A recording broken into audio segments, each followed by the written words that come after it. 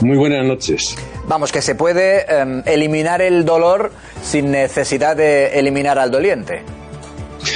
Evidentemente, yo creo que, bueno, eso no es algo que opinable, es una constatación diaria de decenas de miles de enfermos que han sido atendidos adecuadamente y se les ha suprimido o aliviado al máximo, por lo menos, el dolor y el resto de los síntomas. Es decir, que una sociedad civilizada tiene que tener recursos, herramientas y mecanismos para eliminar el sufrimiento sin eliminar al sufriente. Yo creo que una ley de eutanasia no es lo prioritario. Lo prioritario es atender adecuadamente a las personas que son posibles candidatos a solicitar la eutanasia. Me refiero fundamentalmente a los ancianos, enfermos crónicos, dependientes o invalidantes y a los enfermos en situación avanzada o terminal, porque la situación es extraordinariamente calamitosa. Ya se han dado por aquí algunas cifras, pero fíjense, por ejemplo, que sabemos, por lo que se refiere a los enfermos crónicos o ancianos, sabemos que hay en España faltan 70.700 camas de plazas residenciales. 70.700.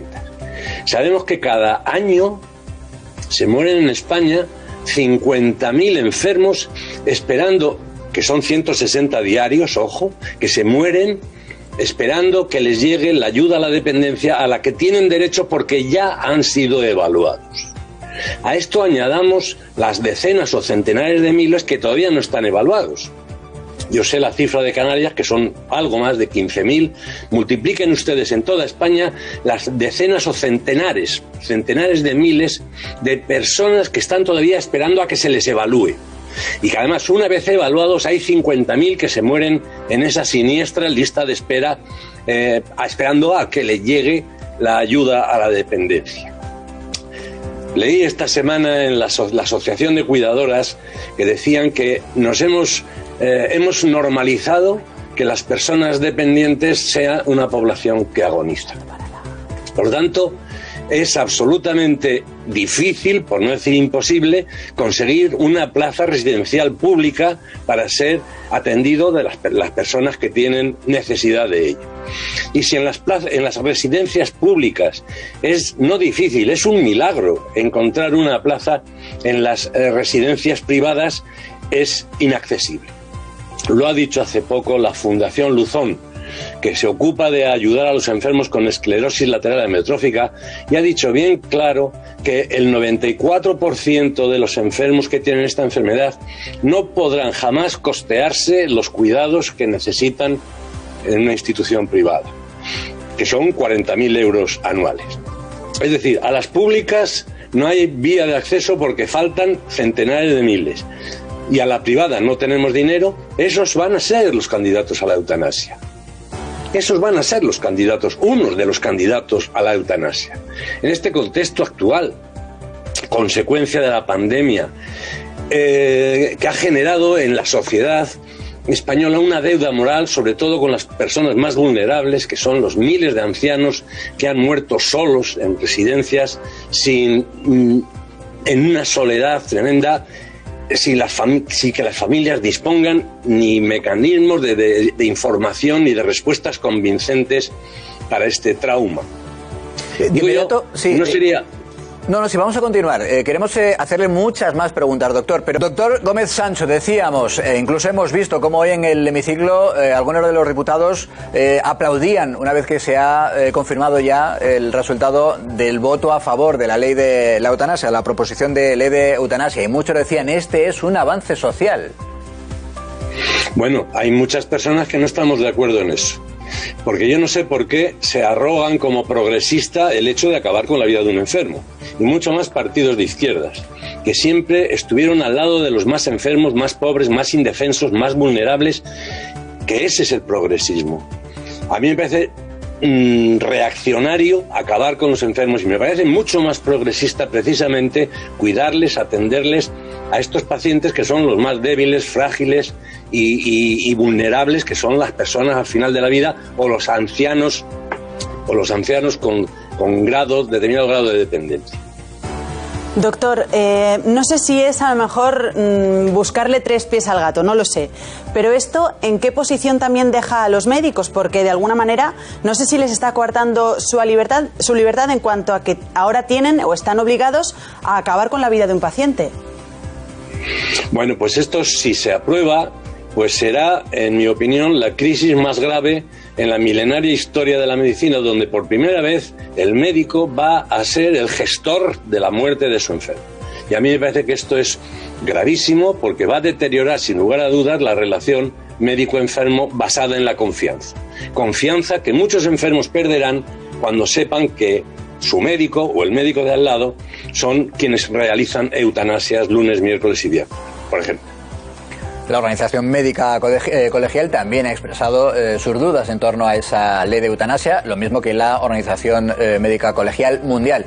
Las imágenes que veían hace tan solo unos instantes, de hecho, son algunos de los doctores, de los médicos que hoy también han acudido al Congreso de los Diputados para manifestar su oposición a esta ley de la eutanasia.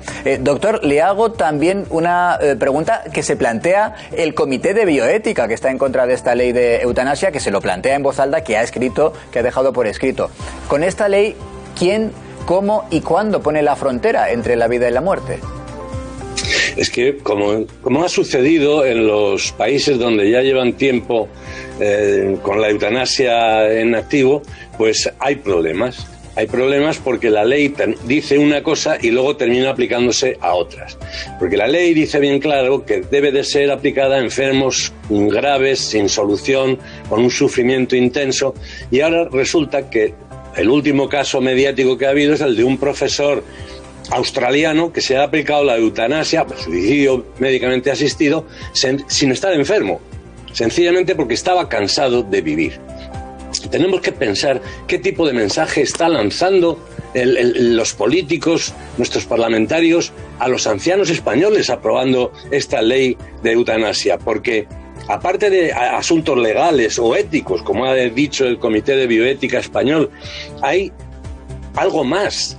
En un contexto como el que estamos ahora mismo, con 70.000 muertos, mayoritariamente ancianos, a nuestras espaldas, es además antiestético. Regular alguna forma de eutanasia en este contexto de ancianos muertos, como hemos visto en la televisión, que ha tenido que rescatar el ejército en muchos casos, es de verdad, a mí me hace daño al oído y a la vista el hecho de que en este momento, precisamente y a toda urgencia, quieran legalizar la eutanasia. Doctor, por algún motivo, no sé si estará usted de acuerdo, parece como que se está confrontando esa posición entre la ley de la eutanasia y los cuidados paliativos. Yo no sé si usted cree que alguien puede estar en contra de invertir, y lo hemos visto que estamos a la cola en la inversión, de invertir en cuidados paliativos, en cuidar precisamente a esos enfermos, a esos más vulnerables. Claro, es una de las muchas preocupaciones que tenemos los profesionales y que debería tener la sociedad. Porque yo no digo que esa sea la intención del legislador, pero lo que sí que está claro es que atender a un enfermo avanzado, atender a un anciano, cuidar a una persona mayor, cuesta mucho dinero. Y acabar con su vida es gratis. Por lo tanto, en algún momento cabe la posibilidad o el riesgo de que los vectores del poder, en un contexto de crisis como el que vivimos y que probablemente continúe incluso empeorando, pues exista la tentación de tomar la vía más corta, por no decir la más barata, de resolver un problema que, como estoy diciendo, es gravísimo, que es la deficiente atención a los ancianos y a los enfermos terminales. ¿Cuál es su experiencia personal, doctor? Lo digo también porque ayer veíamos ese reportaje fantástico que es Morir en Paz, en el que le escuchábamos hablar de esa experiencia personal también con los enfermos terminales que en ocasiones, usted explicaba, le han llegado a pedir que acabara con su vida. Sí, pero vamos a ver, si es que eso es de sentido común. Llegan a las unidades enfermos que te cuentan que llevan 11 días sin dormir porque tienen un cáncer de páncreas, a lo mejor con un dolor extenuante, y que quiere que acabemos con él. Es que si yo estuviera en esas circunstancias también diría lo mismo. Pero a estas personas que lo solicitan y que les preguntas qué tratamiento está usted tomando para su dolor tan intenso, te dicen a lo mejor que un paracetamol lunes, miércoles y viernes de los años bisiestos. Entonces basta poner el primer piquito subcutáneo de morfina para que ese enfermo deje de solicitar la que quiere morirse, porque nadie se quiere morir. Lo que no quiere, la gente quiere vivir. Lo que no quieren es vivir en unas situaciones dramáticas, con unos síntomas tremendos, y que hoy estamos en condiciones de poder controlar a la inmensa mayoría de ellos. Por lo tanto, la eutanasia es que no sería ni necesaria, porque disponemos de un recurso que es la sedación paliativa, que es un tratamiento médico y que aplicamos a aquellos pacientes que tienen algún síntoma tan intenso que ya no somos capaces de controlar. Les hacemos una sedación paliativa y el enfermo se queda sedado y dormido y se morirá mañana, pasado o dentro de 10 días, y como consecuencia de su enfermedad, no como consecuencia de la sedación paliativa, lo que le hace éticamente pulcro.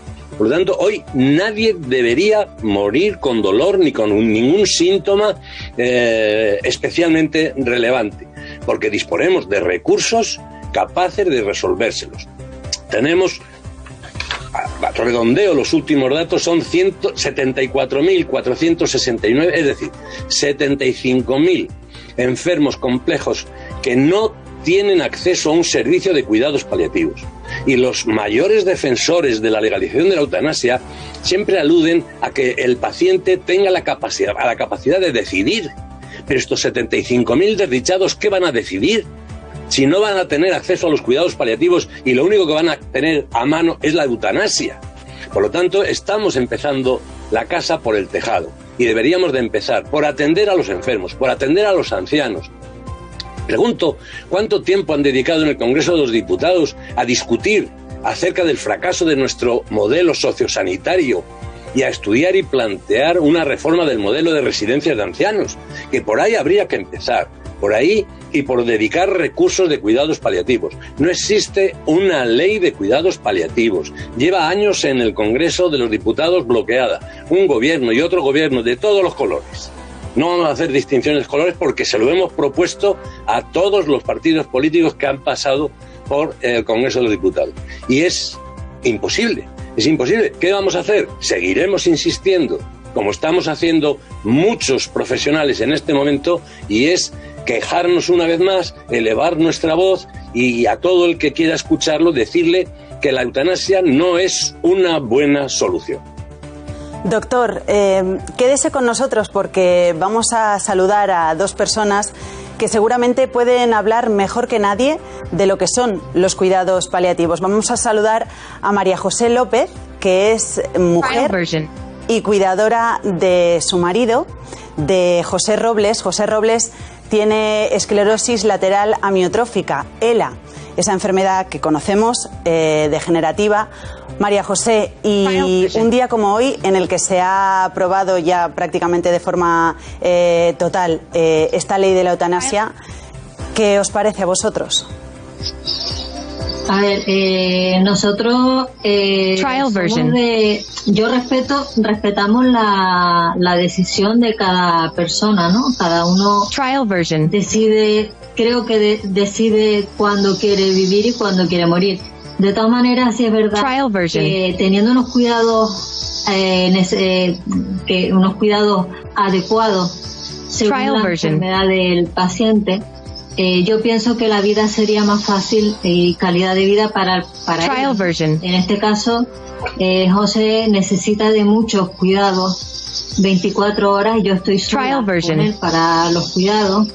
Y claro, eso también al paciente le crea un malestar, ¿no? Porque ve que su familia está 24 horas sin descanso, ¿no? Entonces también le crea no sé si entonces, vale, nosotros respetamos la eutanasia, pero sin nunca olvidar que hay pacientes que quieren seguir viviendo, pero con la condición de que tengan los cuidados que se merecen, ¿no? Como cualquier persona, ¿no? Que él no puede estar subiendo y desplazándose al hospital, es muy complicado, y debería de desplazarse lo que precisen a domicilio, ¿no? Él lleva, por ejemplo, 4 meses sin cambio de traqueostomía porque no podemos, físicamente yo tengo que desplazarme con muchísimos aparatos al hospital. Entonces, no nos los ponen fácil para que uno decida querer la muerte, ¿no? Porque no lo ponen fácil. O sea, es más fácil lo que decía el doctor, ¿no? Una muerte gratuita, sale más barato que muera la persona a que le cubran los cuidados necesarios y básicos para obtener una calidad de vida, ¿no? Como se merece, como que pagamos unos impuestos todos los españoles, ¿no? Bueno, nos está constatando efectivamente lo que nos apuntaba el doctor. No nos lo pone nada fácil. Pero también, y es con la parte con la que me quería quedar, María José, también hay mucha gente que efectivamente quiere seguir viviendo con las dificultades, con esos cuidados, efectivamente. Es el caso de tu marido, de José. José, ¿por qué para ti son tan importantes los cuidados paliativos? Trial version.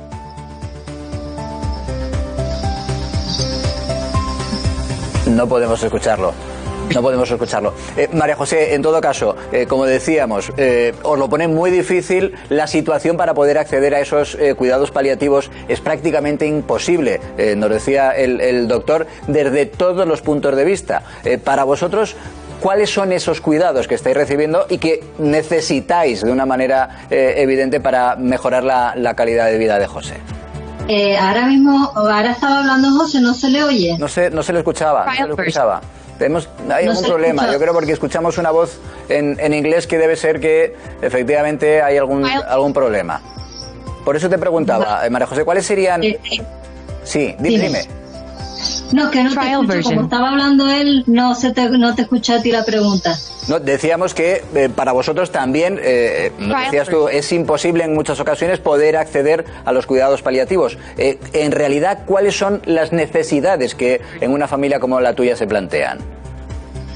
A ver, los cuidados que precisa él, por ejemplo, continuamente necesita aspiración, terapia respiratoria, porque él, claro, no puede tragar. Al no poder tragar, pues crea salivación y hay que estar continuamente aspirando y continuamente sacándole las flemas por la traqueostomía, ¿no? Porque él no puede expulsarlas por sí solo. Entonces necesitaría, pues eso, 24 horas de atención, de 24 horas de una persona que esté pendiente de él. Necesita unos cambios de traqueostomía cada 3 meses. Debería de trasladarse el servicio a hacerle los cambios. Necesita los cambios de sonda gástrica cada 6 meses, cada 5. Tampoco se desplazan a domicilio a hacerle los cambios. Necesita, por ejemplo, pincharle botox porque tiene mucha salivación. Tampoco se desplazan a pincharle el botox a domicilio.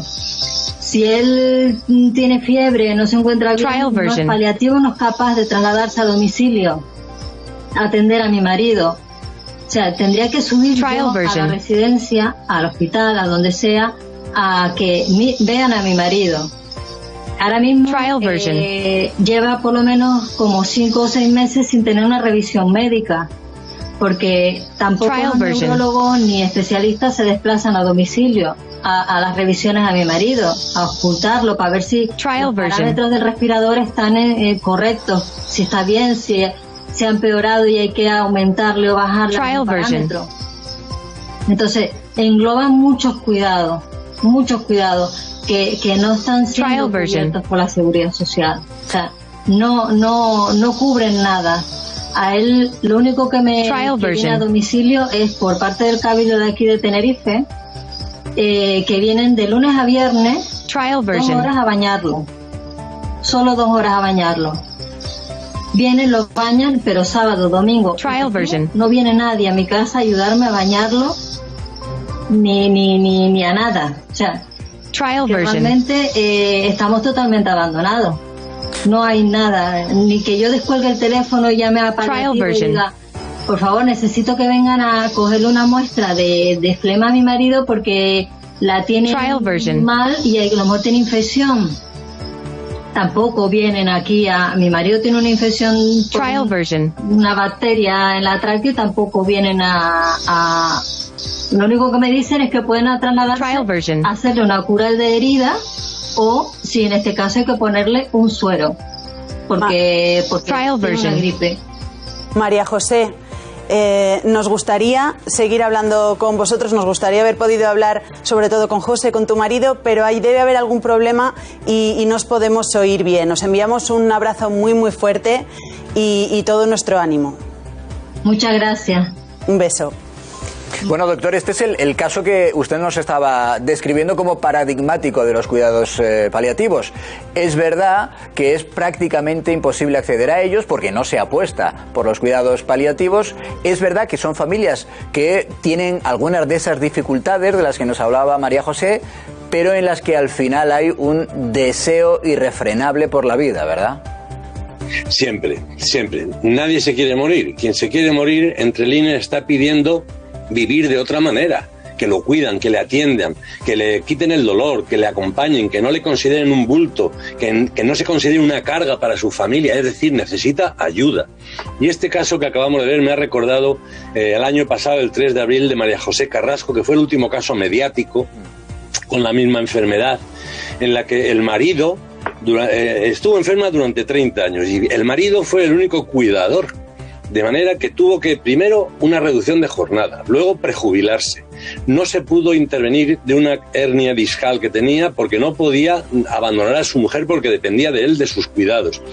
Al final pidió el suicidio asistido, se lo hicieron y fueron periódicos, páginas enteras de los periódicos diciendo que esa situación había que legalizarla, que eso es un escándalo y que no podía ser.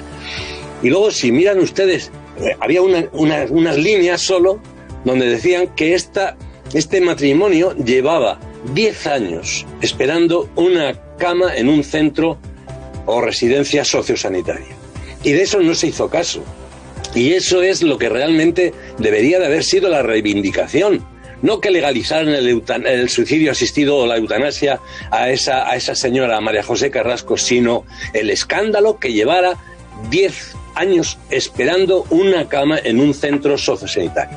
Y se murió, pues como se murió, esperando algo a lo que a todas luces tenía derecho y no le llegó jamás. Doctor, ¿y usted a partir de ahora qué cree que va a pasar? Porque parece que como país estamos yendo por otro lado, por esta ley de la eutanasia. ¿Qué va a pasar ahora con la inversión en cuidados paliativos? Porque lo veíamos ahora con este matrimonio, María José y su marido están recibiendo como ayuda una persona que va a ayudarles 2 horas para bañar a José una vez a la semana. ¿Qué va a pasar ahora con esa inversión? Vamos a ver, a peor no podemos ir. A peor no podemos ir porque la situación es absolutamente calamitosa. Ya se ha dicho aquí que estamos en el puesto número 31 de los 42 países europeos que se estudiaron en el Atlas de Cuidados Paliativos en Europa del año 2019. Solamente está peor que nosotros las repúblicas balcánicas y los países de la extinta Unión Soviética. Es decir, que vamos a tener el dudoso honor de ser el 5º país de Europa en eutanasia y el 31º en cuidados paliativos. Y eso nos debería de avergonzar y humillarnos, porque son cifras que absolutamente avergüenzan a los españoles. Hace años hay un proyecto de ley de cuidados paliativos en el Parlamento al que no están dispuestos a hacerle mucho caso. De hecho, lo demuestra que hayan hecho más caso y hayan preferido y preferenciado y hecho con más urgencia una ley de eutanasia absolutamente innecesaria, porque va a favorecer a lo mejor a 4, 5, 6, 10 enfermos al año. Y sin embargo, una de cuidados paliativos va a ayudar a 75.000, que son los pacientes que necesitan cuidados paliativos en España y se mueren cada año sin recibir esos cuidados paliativos. Claro, pero también hay quien dice, doctor, es la duda que le quiero plantear, ¿por qué se antepone la eutanasia frente a los cuidados paliativos? Digo, hay quien sostiene, se pueden mantener las dos cosas. La experiencia suya creo que lo que lleva es a decir, si hay cuidados paliativos, la eutanasia sencillamente no es necesaria, ¿no?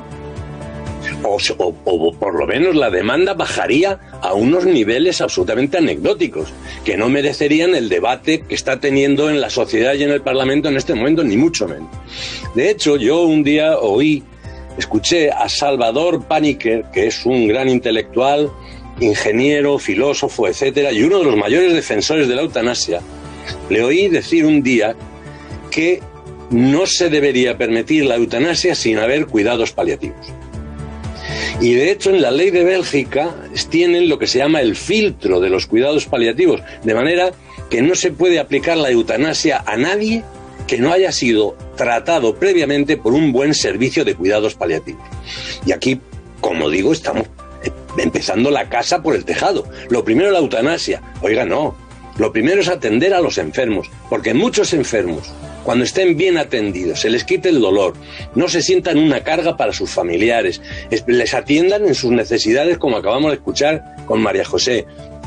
La inmensa mayoría de los enfermos retirarán, no querrán morirse, y quedarán no digo que no, quedará un puñado de enfermos que, a pesar de recibir una buena atención, pues prefieran acabar cuanto antes.